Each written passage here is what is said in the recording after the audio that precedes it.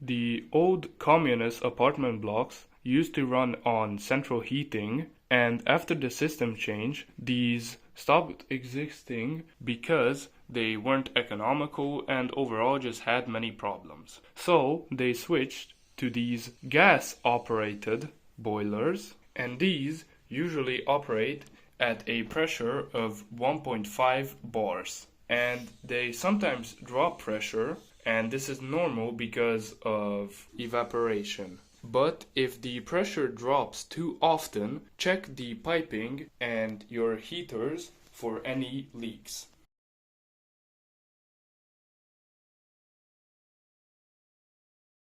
If the pipes are fine and it isn't leaking at the valves, you have to air it out here. So you have to open this slightly, let all the air out, and when the water starts coming out, you have to close this.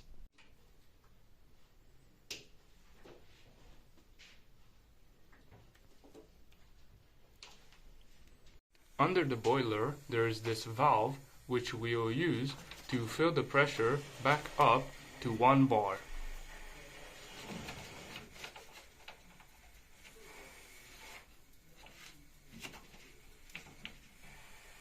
On the top of the boiler, there's an expansion chamber with a car valve which we will use to pump the pressure back up to 1.5 bars with compressed air.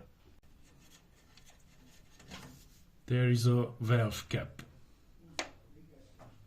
With an electric compressor, we will raise the pressure back up. Now we're going to raise the pressure to 1.5 bars.